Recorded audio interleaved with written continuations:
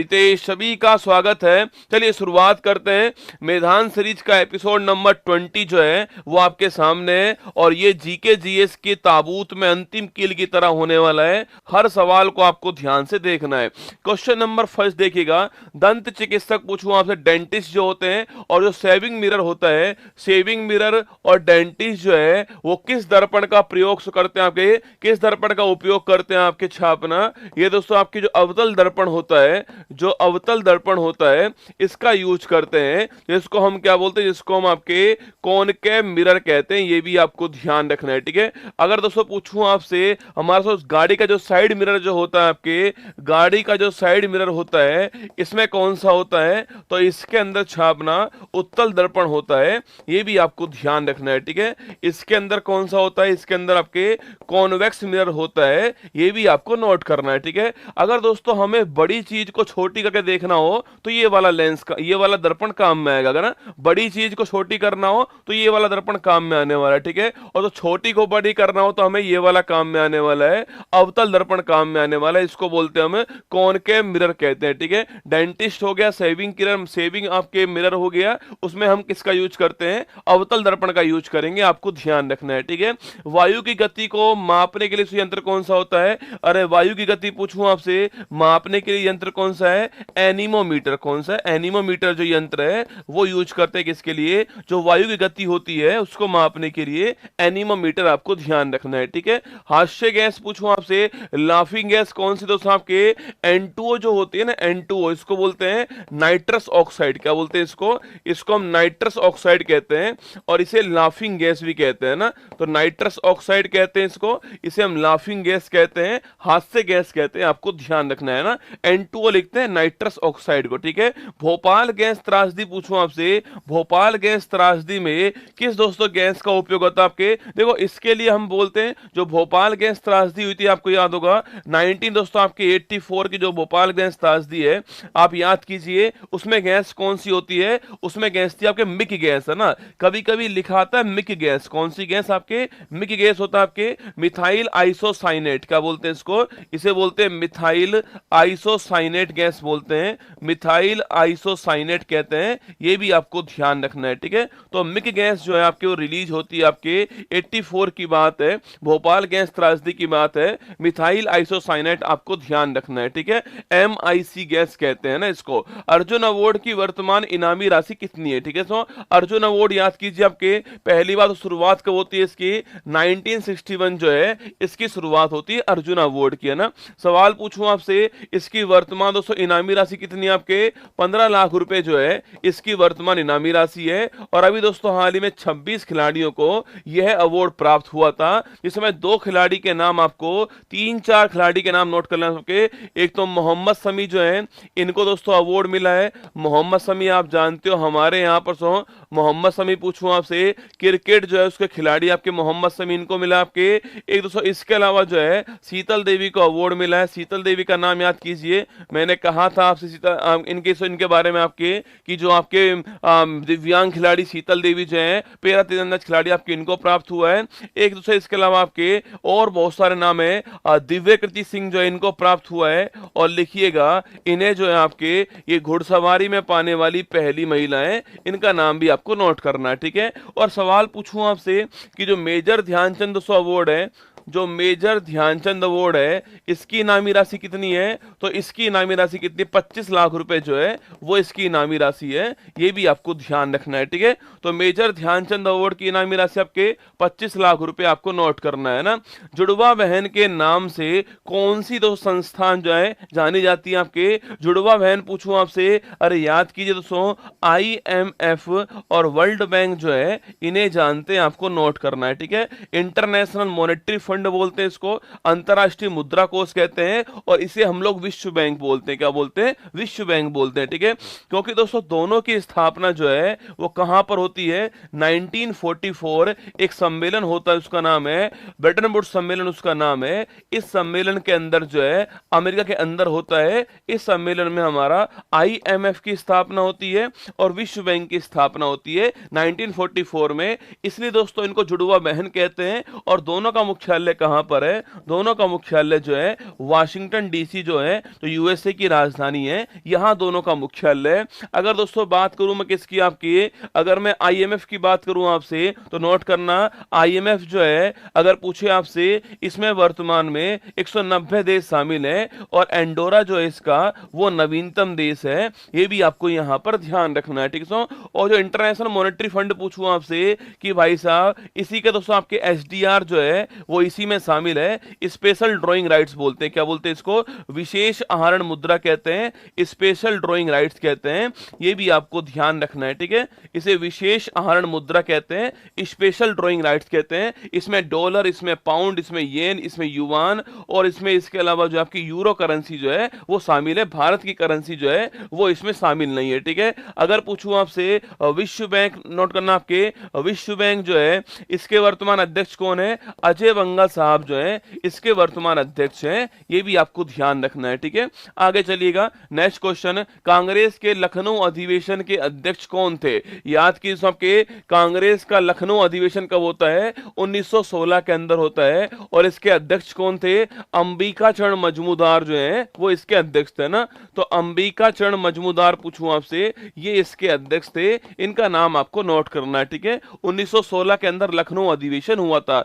इस दोस्तों अधिवेशन में पहली बात तो क्या याद करनी है आपको कि जो कांग्रेस में नरम और गरम दल जो है इनके बीच में एग्रीमेंट होता है, ठीक है, इनके बीच में सुलह होती है, एग्रीमेंट होता है, ठीक है। बाकी जो कांग्रेस और मुस्लिम लीग जो है इनके बीच में भी एक पैक्ट होता है, ये भी आपको ध्यान रखना है, ठीक है। तो 1916 पूछे आपसे लखनऊ अधिवेशन, आपके अंबिका चरण मजमूदार इसकी हेड है, ये आपको ध्यान रखना है, ठीक है। अगर पूछूं आपसे, देखो इनके दोस्तों इनके बीच सुलह कब होती है? सुलह होती है आपके 1916 में। और कलह दोस्तों, कलह कब होती है? अरे ब्रेकअप कब हुआ दोस्तों आपके? यह ब्रेकअप हुआ कब छापना, यह ब्रेकअप हुआ था 1907 के अंदर, याद कीजिएगा। सूरत अधिवेशन में कांग्रेस का गरम दल और नरम दल जो है वो अलग हो गया था, ठीक है। और वापस से पेचअप कब हो गया है? 16 के अंदर लखनऊ अधिवेशन के अंदर हो गया है। बंदी जीवन पुस्तक के पूछूं आपसे लेखक कौन दोस्तों आपके? अरे बंदी जीवन छापना सचिंद्र नाथ सान्याल, कौन से? सचिंद्र नाथ सान्याल जो है वो इसके लेखक हैं। और लिखना, इसे बोलते हैं क्या? इसे बोलते हैं क्रांतिकारियों की बाइबल कहते हैं ना, ये इतनी महत्वपूर्ण बुक है, क्रांतिकारियों की बाइबल जो है वो इस बुक को कहते हैं, ये भी आपको ध्यान रखना है, ठीक है। क्रांतिकारियों की जो बाइबल है वो बुक को कहते हैं, ये भी आपको नोट करना है, ठीक है। क्रांतिकारियों की बाइबल जो है वो इस बुक को कहते हैं, ये आपको ध्यान रखना है, ठीक है। और इनकी पुस्तक है, ये भी आपको ध्यान रखना है ना। चलिए आगे देखिएगा, खजुराहो के मंदिर में किस शैली का दोस्तों उपयोग हुआ है? अरे खजुराहो का मंदिर पूछूं आपसे, कहां दोस्तों? आपके मध्य प्रदेश के अंदर है। कहां पर है? मध्य प्रदेश के अंदर जो है खजुराहो का मंदिर आपका स्थित है, ठीक है। आप पूछोगे सर इसमें पहली बात दोस्तों आपके यह नागर शैली में बना हुआ मंदिर है, ये तो आप सभी जानते होंगे, ठीक है। उत्तरी जो भारत है हमारा, उत्तरी जो भारत है, इस भारत के अंदर शैली कौन सी है? वो नागर शैली है, ठीक है। दक्षिण भारत पूछो कौन शैली आपके? वो द्रविड़ शैली है, ठीक है। तो उत्तरी भारत के अंदर शैली कौन सी? नागर शैली है। पर इसके अंदर एक विशेष शैली और है, और वो है पंचायतन शैली। कौन सी है? पंचायतन शैली है। मतलब दोस्तों यहां पर दोस्तों आपके एक दोस्तों मंदिर है और इसके चारों ओर आपके 4 मंदिर और है, ठीक है। इसको बोलते हैं हम लोग क्या? इसे बोलते हैं हम लोग पंचायतन शैली बोलते हैं ना। क्या बोलते हैं इसको? पंचायतन शैली बोलते हैं, ये आपको ध्यान रखना है, ठीक है। और यहाँ का एक बड़ा फेमस मंदिर पूछूं आपसे कौन सा है? अरे बताओ, खजुराहो का मंदिर जो है यहाँ का एक बड़ा फेमस मंदिर है, उसका नाम क्या है आपको बताना है मुझे, है ना। किस मुगल सम्राट के काल को चित्रकला का पूछे आपसे गोल्डन दोस्तों इरा बोलते हैं आपके? अरे चित्रकला पूछूं आपसे, इसका गोल्डन इरा किसका काल है आपके? वो जहांगीर का जो काल है ना, जहांगीर का जो काल है इसे बोलते हैं छापना, चित्रकला का गोल्डन काल बोलते हैं, ये आपको ध्यान, ठीक है। कनरिया महादेव ना, कनरिया महादेव मंदिर जो है वो यहाँ पर बड़ा फेमस मंदिर है, ये भी आपको ध्यान रखना है, ठीक है। कनरिया महादेव मंदिर बड़ा फेमस मंदिर है। बाकी दोस्तों आपकी जो पेंटिंग जो है उसका आपके गोल्डन इरा कौन सा कहा काल होता है, जहांगीर का काल है, ये आपको ध्यान रखना है, ठीक है। A long walk to freedom पुस्तक पूछूं आपसे, इसके दोस्तों लेखक कौन आपके? A long walk to freedom पुस्तक जो है इसके राइटर कौन थे? नेल्सन मंडेला जो है वो राइटर थे इसके। और दोस्तों आपको याद है कि ये भारत के, ये विश्व के दूसरे गैर भारतीय क्या है, दूसरे विदेशी हैं जिनको हमने कौन सा अवार्ड दिया है, जिनको हमने भारत का हाईएस्ट अवार्ड भारत में प्राप्त हो रहा है, वो आपके सेकंड आपके विदेशी कौन है? वो मंडेला साहब है, ठीक है। याद कीजिए पहले विदेशी कौन था आपके? वो थे खान अब्दुल गफ्फार खान। कौन थे? खान अब्दुल गफ्फार खान जो है ये हमारे पहले विदेशी थे, जिनको हम सीमांत गांधी बोलते हैं, आप जानते होंगे। इनका दल जो है उसको क्या बोलते हैं? इनके दल को बोलते हैं लाल कुर्ती दल। क्या बोलते हैं? लाल कुर्ती दल बोलते हैं। या दोस्तों इसी को बोलते हैं क्या? खुदाई खिदमतगार। क्या बोलते हैं इसको? खुदाई खिदमतगार कहते हैं। ये भी आपको ध्यान रखना है, ठीक है। तो ये सारे नाम एग्जाम के लिए महत्वपूर्ण है। खुदाई खिदमतगार, लाल कुर्ती दल, सीमांत गांधी। आंसर क्या होगा? आंसर होगा आपके खान अब्दुल गफ्फार खान। ये पहले विदेशी भारत के, भारत का हाईएस्ट अवार्ड पाने वाले। और सेकंड कौन होंगे आपके? नेल्सन मंडेला होने वाले, ठीक है। मानव दुर्व्यवहार और बलात्श्रम पूछूं आपसे। ह्यूमन ट्रैफिकिंग दोस्तों आपके मानव जो अंग है उसका क्रय विक्रय करना और बलात्श्रम जो आपके फोर्स लेबर जो है इसको बैन करने वाला आर्टिकल कौन सा है? Article number 23 छापना। आर्टिकल नंबर 23 जो है शोषण के विरुद्ध अधिकार हमें देता है, जिसके अंदर हमने बलात्सम, फोर्स लेबर और इसके अलावा ह्यूमन ट्रैफिकिंग जो है इसको बैन किया है, ठीक है। राष्ट्रपति को शपथ पूछूं आपसे, कौन दिलवाता है दोस्तों? याद कीजिए पहली बात तो पूछूं आपसे, क्या दोस्तों शपथ का उल्लेख याद कीजिए अनुसूची नंबर 3 में होता है। बिल्कुल दोस्तों, अनुसूची नंबर 3 जो है इसमें जो ओथ है इसका उल्लेख होता है, ठीक है।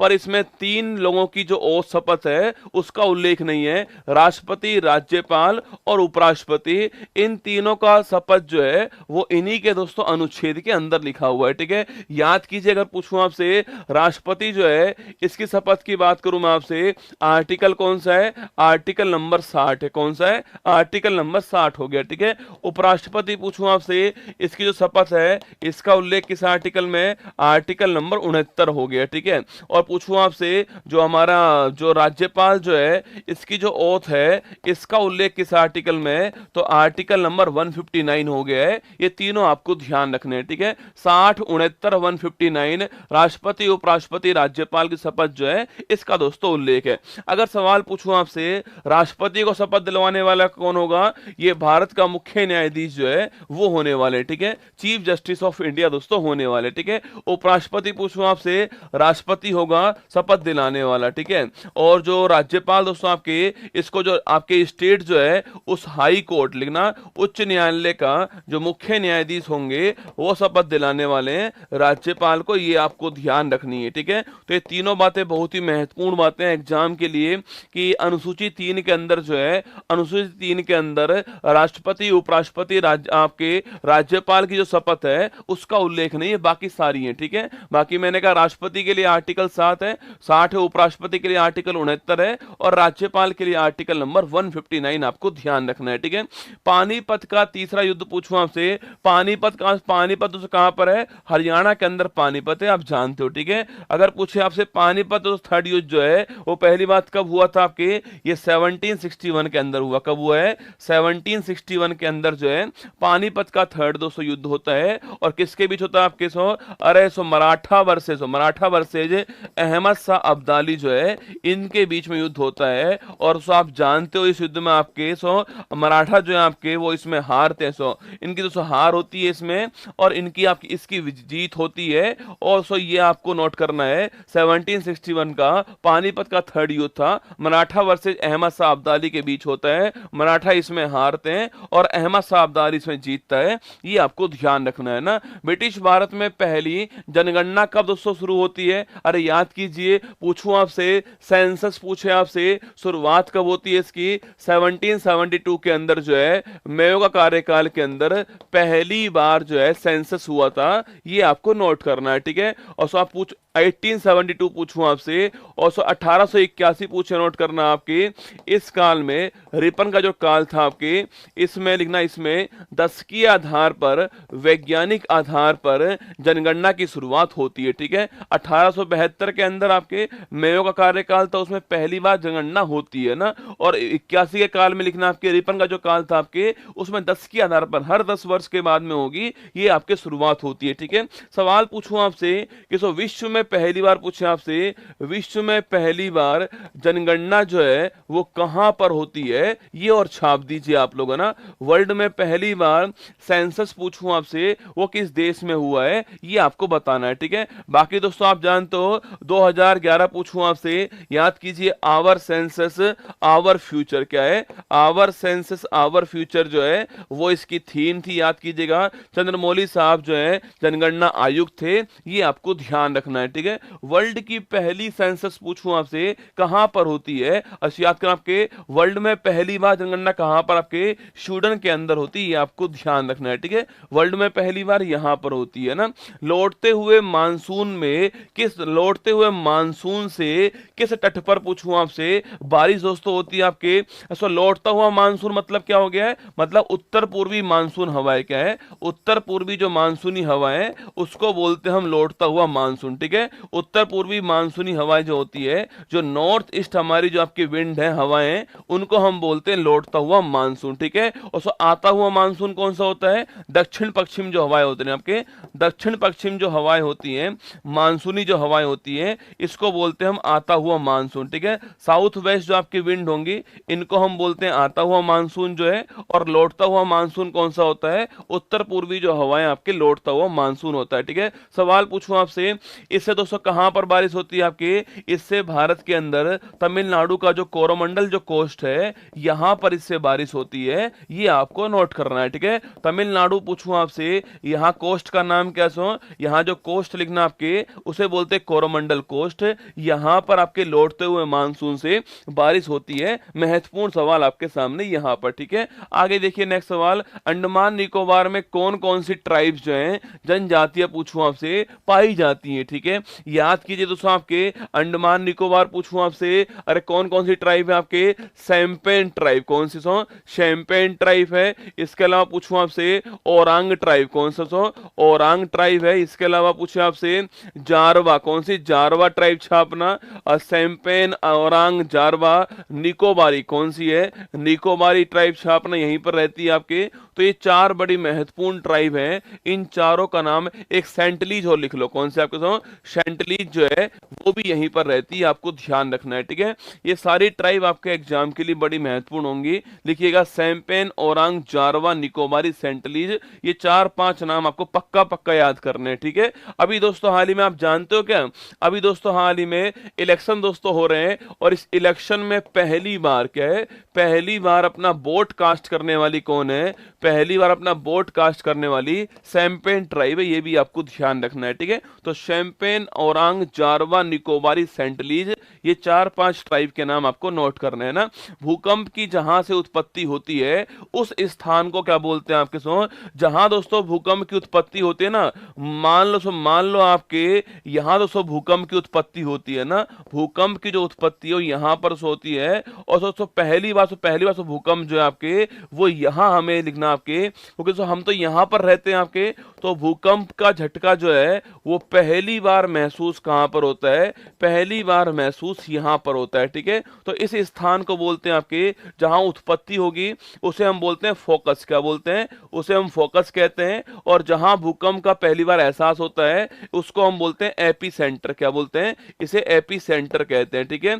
तो फोकस वो स्थान है जहां पर भूकंप की उत्पत्ति होती है, ठीक है। और जहां पहली बार भूकंप महसूस होता है उसको हम बोलते हैं एपी सेंटर, क्या बोलते हैं, एपी सेंटर बोलते हैं। दोनों को आपको ध्यान रखना है, ठीक है। भूकंप की उत्पत्ति जहां से होती है वो हमारा फोकस हो गया, ठीक है। और भूकंप जहां पहली बार आपके महसूस होता है आपके पृथ्वी के ऊपर, वो हमारा एपिसेंटर हो गया है। और स्टडी ऑफ अर्थक्वेक किसको बोलते हैं? सिस्मोलॉजी। किसको बोलते हैं? सिस्मोलॉजी जो है ये भी आपको ध्यान रखना है, ठीक है। स्टडी ऑफ अर्थक्वेक आपके सिस्मोलॉजी होता है ना। पादपों में खाद्य संचय पूछे आपसे, पादपों में आपके जो फूड स्टोरेज है आपके खाद्य संचय पूछे आपसे किस दोस्तों रूप में होता है? देखो देखो पादप की बात करूं मैं आपसे, प्लांट में किस रूप में दोस्तों होता है और एनिमल में किस रूप में होता है, ठीक है।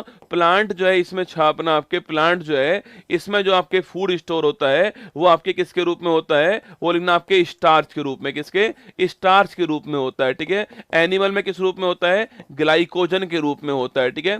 तो एनिमल में ग्लाइकोजन के रूप में होता है और जो प्लांट जो होते हैं उसमें स्टार्च के रूप में होता है। ये आपको ध्यान रखना है, ठीक है। फूड स्टोरेज की बात कर रहे हैं ना, प्लांट में स्टार्च, एनिमल में ग्लाइकोजन, ठीक है। प्रोटीन की कमी से दोस्तों होने वाले रोग कौन कौन से हैं? अरे याद करो, आपके एक रोग का नाम है क्वासियोरकोर। कौन सा है?